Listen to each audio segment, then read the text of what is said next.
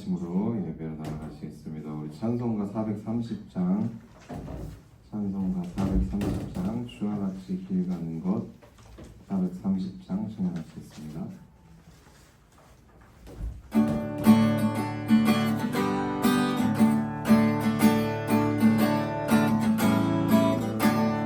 주와 같이 길 가는 것 즐거운 일 아닌가. 우리 주님 걸어가신 발과 뒤를 밟겠네. 한 걸음 한 걸음 주 예수와 함께 날마다 날마다 우리 걸어가리. 어린아이 같은 우리 미련하고 약하나 주의 손에 이끌려 생명길로 가겠네.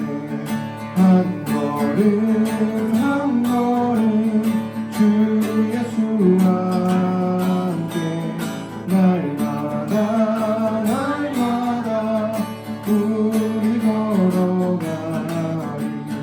꽃이 피는 들판이나 험한 골짜기라도 주가 인도하는 대로 주와 같이 가겠네. 한 걸음 한 걸음 주 예수와 함께 날마다 날마다 우리 걸어가리. 옛 선지자의 꽃같이 우리들도 천국에 들려 올라갈 때까지 주와 같이 걷겠네. 한 걸음 한 걸음 주 예수와 함께 날마다 날마다 우리 걸어. 3절입니다. 꽃이 피는 들판이나 험한 골짜기라도 주가 인도하는 대로 주와 같이 가겠네. 한 걸음 한 걸음 주 예수와 함께 날마다 날마다 우리 걸어가리. 옛 선지자의 꽃같이 우리들도 천국에 올라갈 때까지 주와 같이 걷겠네. 한 걸음 한 걸음 주 예수와 함께 날마다 날마다 우리 걸어가리. 우리 384장 한 장만 더 찬양하시도록 하겠습니다. 384장입니다.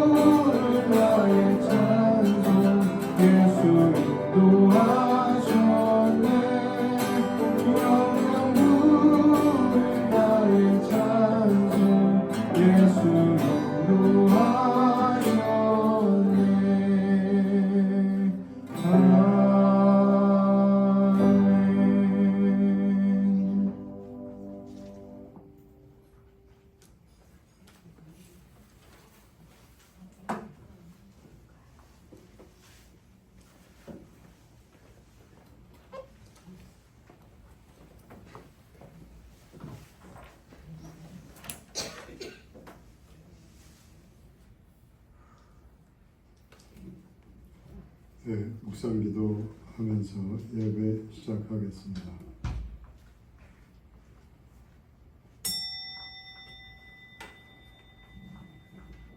우리가 흙에 속한 자의 형상을 입은 것 같이 또한 하늘에 속한 이의 형상을 입으리라. 성부, 성자, 성령, 삼위일체 하나님께 신령과 진정으로 예배드립니다. 어려운 시대를 살아가는 주의 백성들을 이 주일에 하나님의 교회로 부르셔서 저들이 드리는 예배를 받으심을 믿고 감사를 드립니다. 우리가 흙에 속한 자의 형상을 입은 아담의 후손으로서 세상의 본성과 욕망과 세상에 주는 염려와 근심에 매여 살아갈 때가 많았음을 고백합니다. 이제 이 예배 시간을 통하여 예배하신 말씀과 성령의 역사를 허락하셔서 하늘에 속한 이의 형상을 따라서 그리스도를 따라서 생각하며 찬양하며 예배드리게 인도하시옵소서.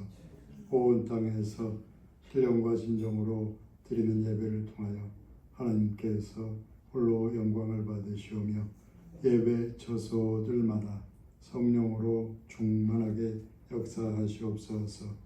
예수님의 이름으로 기원하옵나이다. 아멘. 387장 찬양하겠습니다.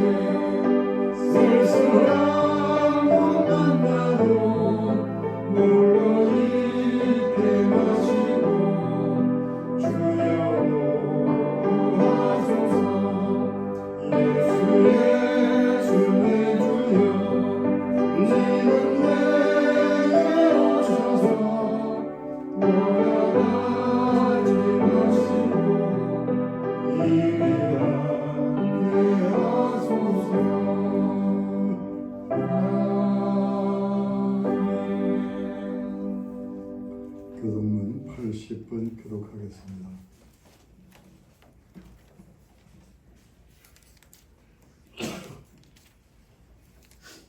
우리가 이 보배를 질그릇에 가졌으니 이는 신이 능력으로 하나님께 있고 우리에게 있지 아니함을 알게 하려 함이라. 우리가 사방으로 우겨쌈을 당하여도 쌓이지 아니하며 답답한 일을 당하여도 낙심하지 아니하며 박해를 받아도 버림받지 아니하며 거꾸로뜨림을 당하여도 망하지 아니하고 우리가 항상 예수의 죽음을 몸에 짊어짐은 예수의 생명이 또한 우리 몸에 나타나게 하려 함이라. 우리 살아있는 자가 항상 예수를 위하여 죽음에 넘겨짐은 예수의 생명이 또한 우리 죽을 육체에 나타나게 하려 함이라. 아멘. 신앙 고백하겠습니다. 나는 전능하신 아버지 하나님 천지의 창조주를 믿습니다. 나는 그의 유일하신 아들 우리 주 예수 그리스도를 믿습니다. 그는 성령으로 잉태되어 동정녀 마리아에게서 나시고 본디오 빌라도에게 고난을 받아 십자가에 못 박혀 죽으시고 장사된 지 사흘 만에 죽은 자 가운데서 다시 살아나셨으며 하늘에 오르시어 전능하신 아버지 하나님 우편에 앉아 계시다가 거기로부터 살아있는 자와 죽은 자를 심판하러 오십니다. 나는 성령을 믿으며 거룩한 공교회와 성도의 교제와 죄를 용서받는 것과 몸의 부활과 영생을 믿습니다. 아멘. 441장 찬양하겠습니다. 찬양 후에 안미경 권사님 기도하시겠습니다.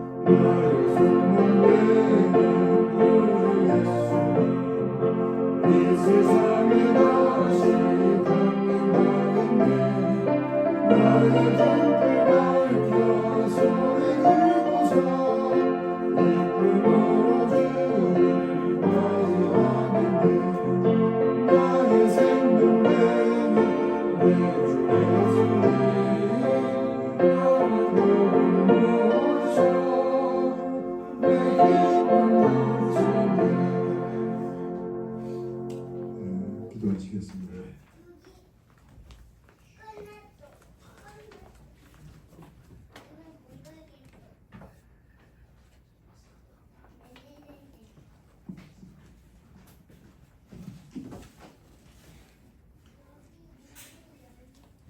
여호와는 나의 빛이요 나의 구원이시니 내가 누구를 두려워하리요.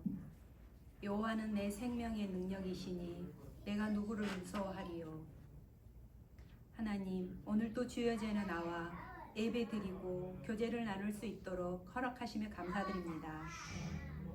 세상은 어지럽고 고난과 환난 가운데 있습니다. 서로 대적하며 전쟁으로 인해 욕심을 채우려 합니다.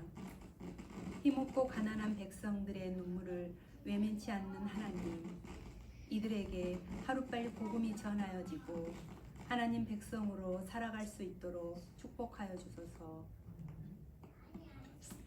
주님의 은혜 가운데 하루하루를 살아가는 성도들, 감사함으로 찬양과 기도로 영광 돌리는 주의 자녀들, 내가 여호와를 항상 송축하며 내 입술로 항상 주를 찬양하리이다. 내 영혼이 여호와를 자랑하리니 공고한 자들이 이를 듣고 기뻐하리로다. 말씀을 의지하며 나아가게 하소서. 우리들은 세상 가운데 한 주간을 살아가다가 이렇게 주의 전에 모였습니다. 하나님은 우리의 피난처시요 힘이시니 환난 중에 만날 큰 도움이시라. 나약하고 힘없는 주의 자녀들에게 힘을 주시고 주의 곁으로 가는 날까지 믿음의 반석 위에 굳게 서게 하소서. 주의 말씀을 사모하여 모인 성도들에게 주의 은혜의 말씀이 선포되어지도록 기름 부어 세우신 주의 종 위에 함께해 주시고 은혜로운 예배가 되게 하소서.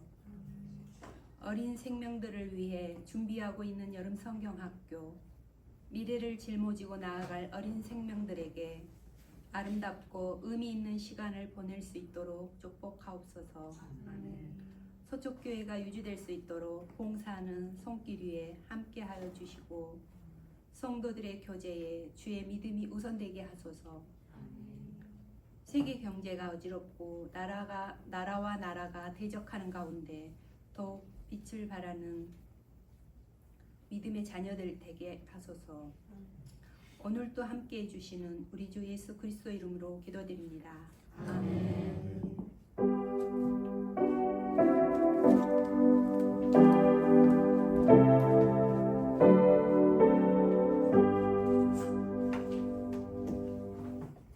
성경 말씀은 고린도전서 15장에서 읽어드리겠습니다.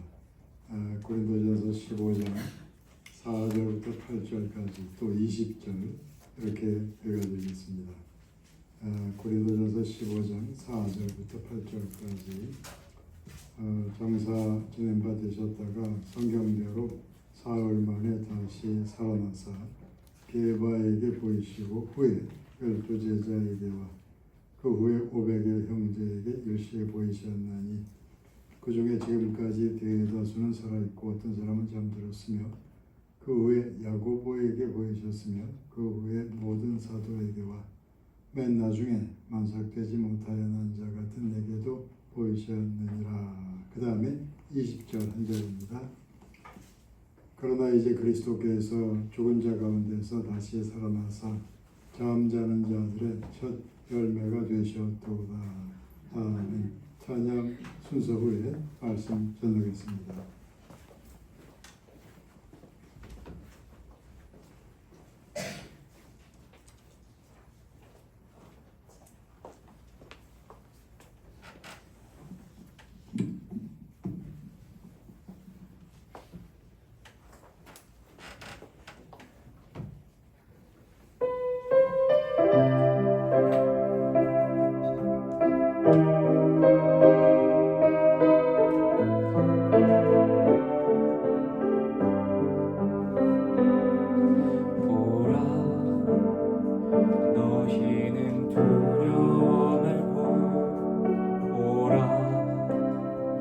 너희를 인도한 나를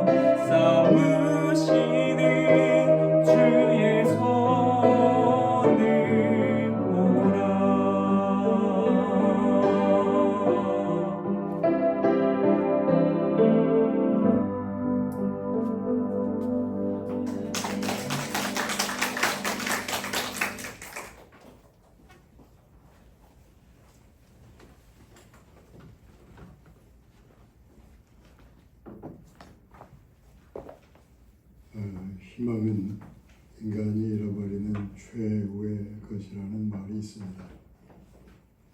희망을 잃어버리면 모든 게 다 끝나버린다는 그런 의미입니다.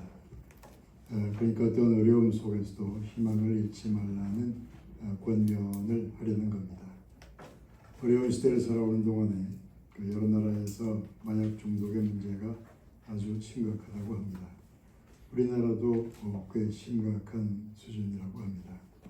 여러 가지 이유로 마약 중독에 빠지게 될 텐데 그 중에 많은 사람들은 별다른 희망 없이 살다가 그렇게 되는 것이라고 합니다. 그러니까 그 문제를 치료하려면 어떻게든 희망을 가지게 만드는 것이 반드시 필요한 일이라고 합니다. 희망을 잃어버리는 것은 미래를 포기하거나 잃어버리는 겁니다. 미래와 희망을 잃어버리게 되면 현재 내가 열심히 노력할 이유가 없어지게 됩니다. 그래서 노력을 하지 않게 되면 인생을 포기한 것처럼 살아갈 수밖에 없을 겁니다. 근데 우리는 희망이 안 보이는 듯한 상황을 자주 맞이하면서 살아가고 있습니다.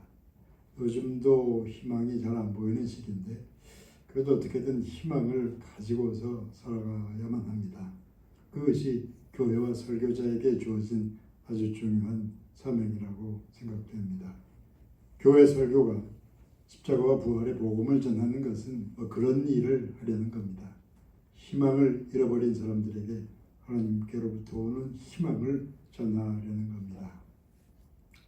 출애굽 시대의 홍해가 인간으로서는 건널 수 없는 절망을 의미하는 거라면 홍해를 가르사 길을 여신 하나님은 절망을 깨뜨리신 희망의 하나님이 되십니다. 십자가와 부활의 복음은 십자가의 절망을 깨뜨리면서 부활의 미래를 열어가는 희망의 복음이 됩니다.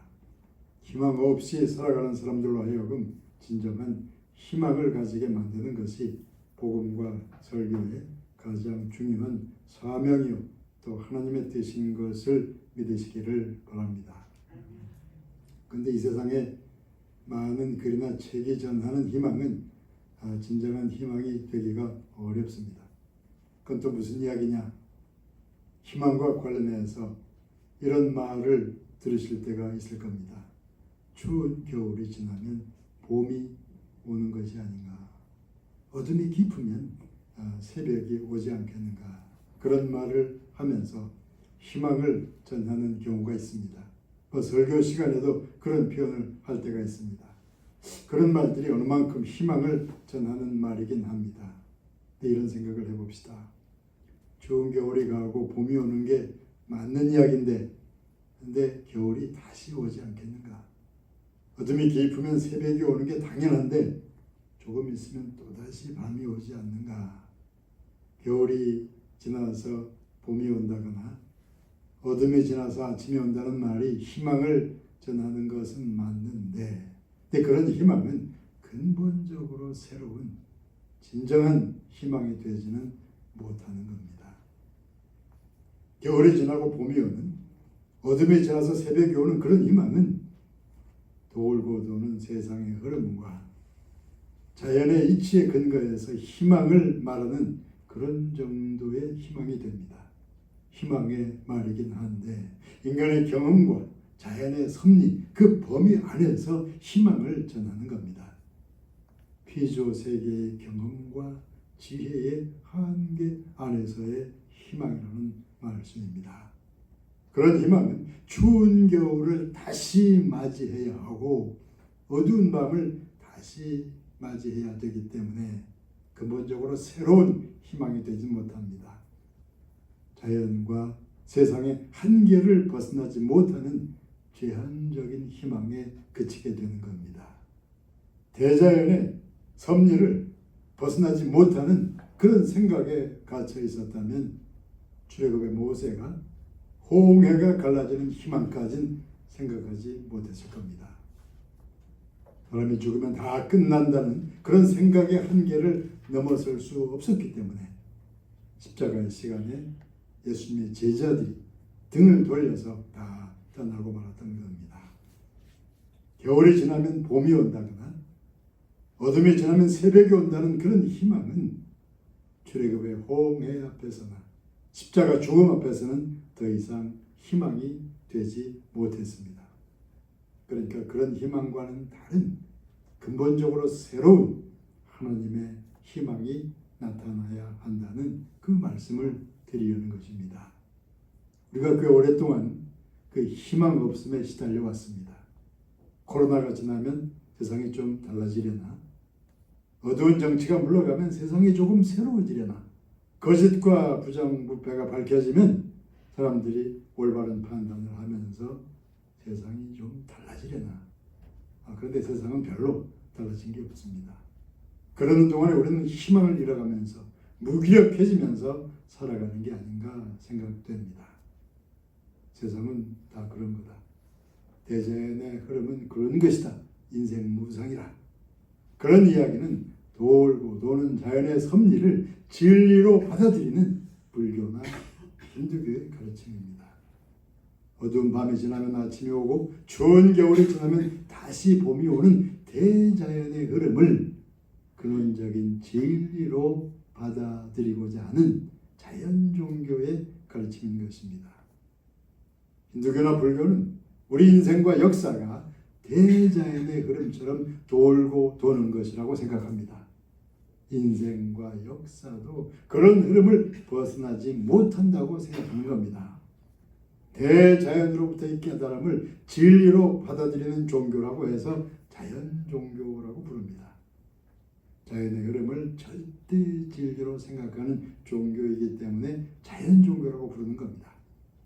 그런데 기독교 신앙은 하나님께로부터 전해오는 계시의 말씀을 진리로 받아들이는 신앙입니다. 대자연은 돌고 도는 수레바퀴 흐름 속에 살아가는 것처럼 보입니다. 근데 우리 인간은 그렇게 돌고 도는 인생을 살아가는 게 아닙니다.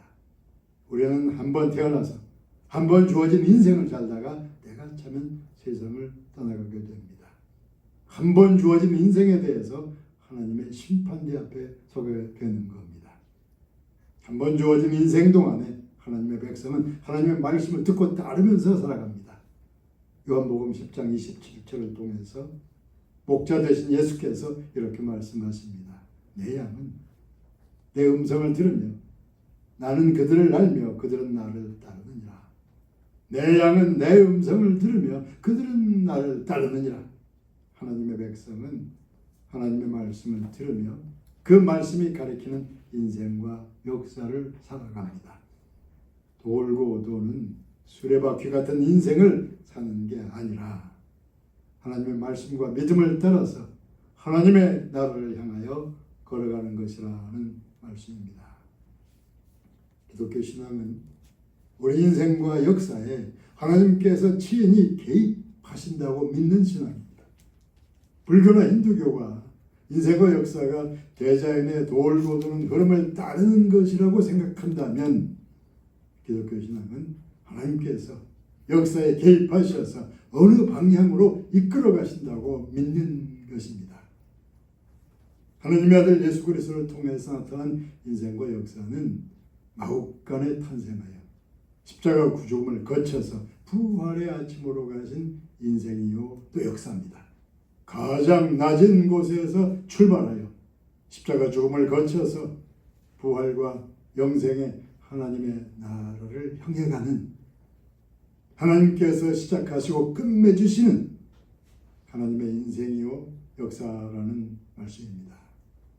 그렇게 탄생하시고 죽으시고 다시 살아나신 예수님의 역사는 우리를 구원하시려는 하나님의 뜻이 펼쳐진 역사이기 때문에 구원의 역사가 됩니다. 우리를 구원하시려고 앞서가신 예수님의 그 인생과 역사에 대해서 고린도전서 15장 20절은 첫 열매라고 표현합니다. 첫 열매가 열리고 나면 많은 열매들이 뒤이어서 그렇게 열리게 된다는 의미에서 첫 열매라고 합니다. 우리가 예수님을 나의 주님이라고 고백하는 것은 첫 열매이신 예수께서 앞서가신 그 길을 우리도 따르게 된다는 믿음과 희망을 고백하는 것입니다. 예수께서 오시기 이전에 이 세상 사람들은 거의 모두가 인생과 역사는 돌고 도는 것이다. 가장 완전한 도형은 시작도 없고 끝도 없이 돌고 도는 원이 아닌가. 그렇게 생각하며 살았습니다. 인생과 역사는 돌고 도는 것이라 그 윤회설의 사고방식이 진리의 보좌를 장악했던 겁니다.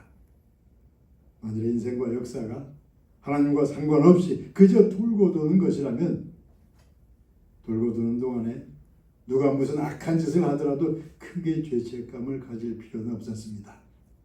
그런데 하나님께서는 그 인간들의 그 사고방식을 깨뜨리려고 하셨습니다. 마국간에서 탄생으로부터 십자가를 넘어서 부활의 아침으로 가신 예수님의 생애는 하나님의 시작으로부터 하나님의 종말을 향하여 한 방향으로 나아간 하나님의 역사입니다. 돌고 도는 인간적 생각으로 가득한 세상을 향해서 그렇게 예수께서 찾아오셨을 때 오랜 세월 세상을 장악해온 그 인간들의 사고방식은 하나님의 방식을 단호히 거부하려고 했습니다. 온 세상을 장악해온 인간들의 그 돌고 도는 사고방식이 하나님의 진리를 어떻게든 막으려고 했습니다. 그래서 예수 그리스도께서는 태어날 때부터 죽음의 위기를 맞이할 수밖에 없었던 것입니다. 세상에 탄생하실 때부터 예수님께서는 위기를 맞이하시게 됩니다. 만삭인 마리아와 요셉은 출산의 시간이 다가왔는데도 멀리 여행을 떠나야 했습니다. 베들레헴에 도착해서 출산이 임박했을 때 그들은 출산의 장소를 찾을 수 없었습니다. 탄생하실 때부터 예수님께서는 위기를 맞이하셨던 겁니다. 예수께서 탄생하실 그 시기에 유대 백성은 깊고 어두운 역사의 위기를 살아가고 있었습니다. 그 위기 상황에 대해서 요한복음 1장 5절이 이렇게 전하고 있습니다. 빛이 어둠에 비추되 어둠이 깨닫지 못하더라. 오랫동안 어둠 속에 살아온 백성이 그 어둠의 전사가 되면서 그들을 찾아오신 빛 되신 그리스도를 거부하면서 십자가 죽음으로 오히려 몰아가게 됩니다. 예수님께서는 역사의 위기에 그들을 찾아오신 것이요. 그런 빛과 그런 어둠의 만남 자체가 다시 위기를 만들어가게 됩니다. 어쩌면 현재 우리도 그런 비슷한 위기를 맞이하고 있는 것이라 생각됩니다. 이미 오랫동안 우리에게 드리워진 이 어두움을 어떻게 판단하면서 어떤 미래를 구상할 것인지 이 역사적 위기에서 우리도 역시 해석과 판단의 위기에 있는 것이라는 말씀입니다. 이 세상이 더 이상 안전하지 못한 것을 깊이 깨닫게 될 때 인생과 역사의 위기에서 사람들은 일반적으로 둘 중 한 가지를 선택하게 됩니다. 그 첫째는 자연 종교적인 선택입니다. 이 세상에 돌고 도는 수레바퀴 흐름 속에 자신의 생각을 그냥 맡겨버리고 맙니다. 인생은 어차피 그런 것. 세상에 돌고 도는 흐름 속에 자신의 인생과 자신의 미래를 그냥 내맡겨버리고 맙니다. 인생과 역사를 자연의 흐름과 동일시하는 그런 자연 종교의 사고방식을 따르게 됩니다. 역사의 위기에서 많은 사람들이 그런 생각에서 벗어나지 못한 채로 그냥 살아가는 겁니다. 그렇다면 인생과 역사의 위기에서 진정한 선택이 어떤 건지 그 두 번째 선택에 대해서 말씀드리면서 이 시간을 마치려고 합니다. 자연 종교적인 첫째 사고방식과는 다른 두 번째 사고방식에 대해서 말씀드리려고 합니다. 우리나라에 언제 어떻게 복음을 우리나라가 받아들였는지 그에 대해서 여러 번 말씀드린 것으로 기억됩니다. 세계사의 근대 시기로 들어오면서 이 나라의 모든 게 다 끝난 것처럼 보이던 시기에 기독교 선교사들이 찾아와서 복음을 전하기 시작한 것으로 그렇게 알려져 있습니다. 그 위기의 시대에 경상도의 어느 고위 관리가 이런 탄식을 했다는 기록이 남겨져 있습니다. 이제 우리는 모든 희망을 잃고 말았다. 혹시 어떤 희망이 아직도 남아있다면 예수 믿는 사람들이 그 교회에나 남아있을 것이다. 그 사람은 신앙인이 아니었는데도 역사의 위기에서 그런 탄식을 하고 있었습니다. 그런 탄식을 따라간 것인지 그 이후 이 나라의 역사는 그 탄식 속에 들어있던 그 희망을 따라서 이전과는 다른 새 역사를 열어온 게 분명합니다. 근데 그때 그 사람은 예수를 믿는 사람이 아니었다고 합니다. 그러니까 믿음으로 희망을 말했던 건 아닙니다. 다 망해버린 우리에게 아직도 희망이 있다면 그 교회에나 있을 거다. 그러니까 그 사람은 교회에 희망이 있다고 말하려고 했던 게 아니라 우리에겐 이제 아무런 희망이 없다는 점을 힘주어서 나름대로의 수사법을 써서 표현하려고 했던 겁니다. 아마도 그때 예수님의 제자들도 그런 정도 희망은 말하고 있었을 겁니다. 그렇지만 그런 희망이 그들의 영혼에 새겨진 살아있는 희망은 아니었다는 게 분명합니다. 예수님의 친동생인 야고보는 예수님을 인간인 형제로만 받아들이고 있었습니다. 그러다 예수께서 십자가에 죽으셨다가 부활하신 다음 그때 돼서야 예수는 그리스도시요 살아계신 하나님이라는 믿음을 가지게 되었다고 합니다. 그를 암시하는 말씀이 고린도전서 15장의 4절과 7절에 이렇게 나타납니다. 장사 지낸 바 되셨다가 성경대로 사흘 만에 다시 살아나사 야고보에게 보이셨으며 부활하신 주님께서 친동생 야고보에게 자신을 친히 보이셨다는 말씀이 강조되고 있는 겁니다. 그 이후로 야고보는 예루살렘 교회의 중심이 되어서 초대교회의 기둥 역할을 하게 됩니다. 갈라디아서 2장 9절을 통해서 사도 바울은 기둥같이 여기는 야고보라고 표현합니다.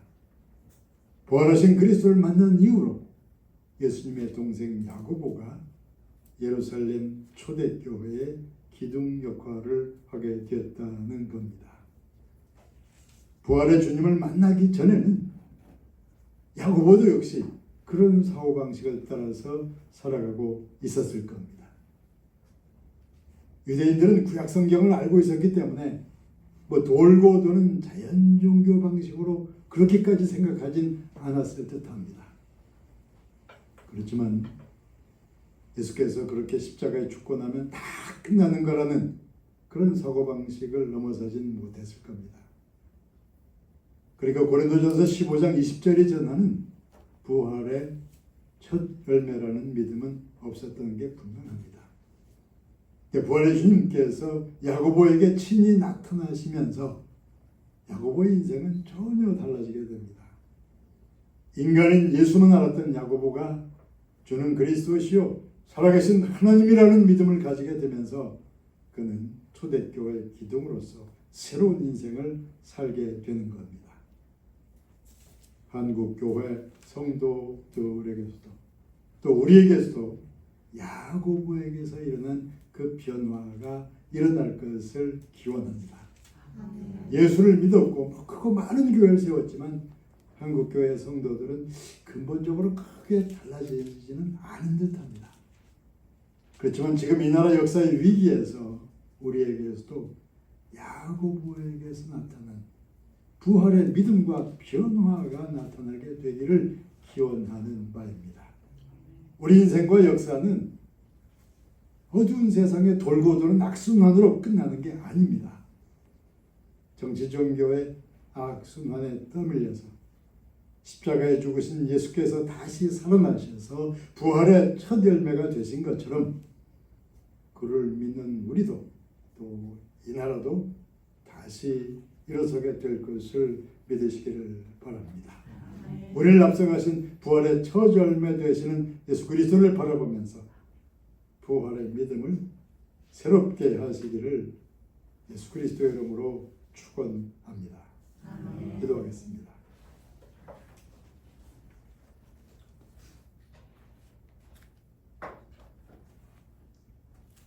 십자가에 죽으시고 부활하신 그리스도께서 우리의 첫 열매가 되셨으니 그를 믿는 우리도 그를 따라가게 될 줄 믿습니다.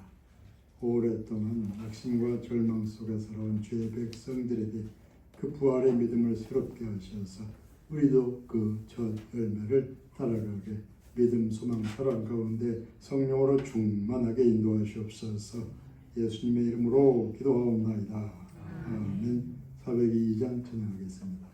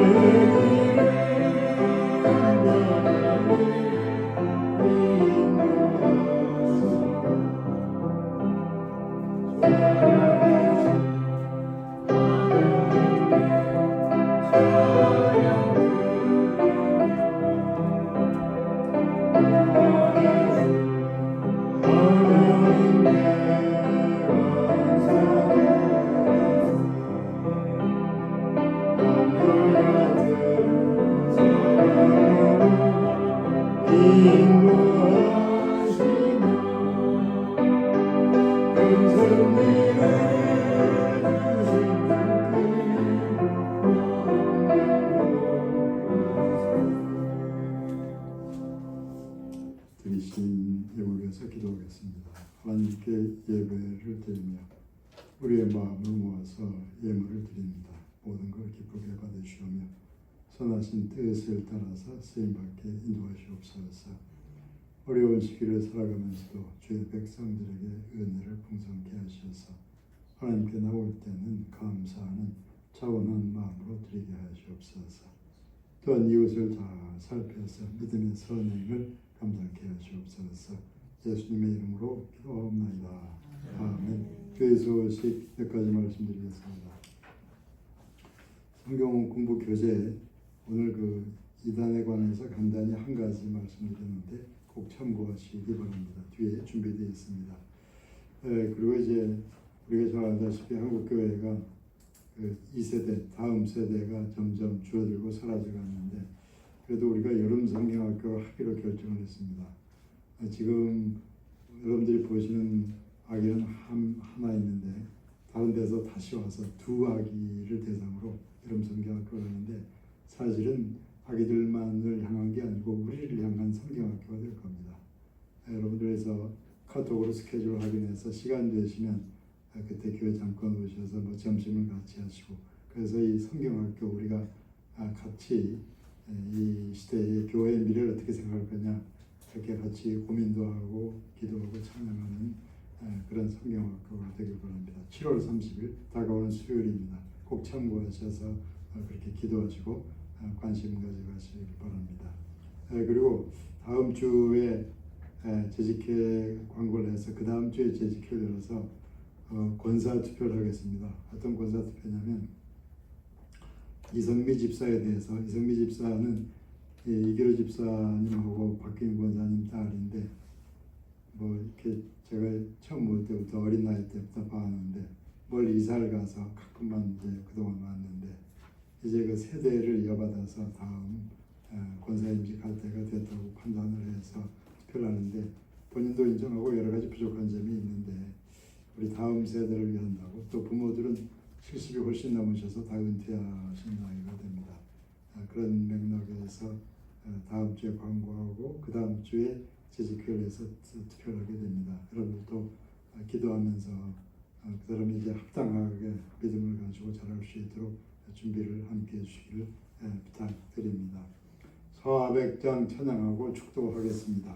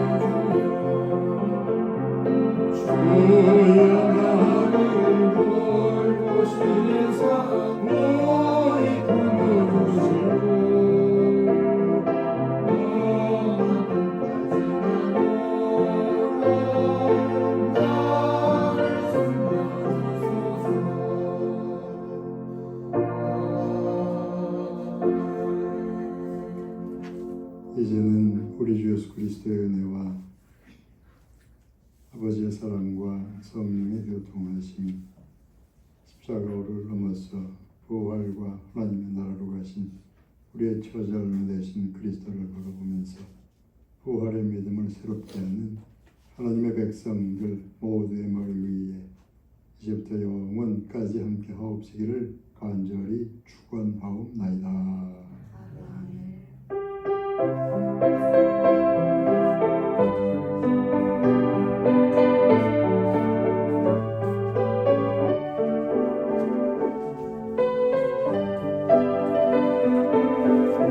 아버지 하나님이시여, 하나님의 아들 정삼을 지별케 하셔서 오래된 심중의 기도와 수고는 하나하나 문을 열어가도록 축복하셔서 하나님께 감사하며 찬송케 하셨고 그 가족에도 서원하신 소원들을 위하여서 나오고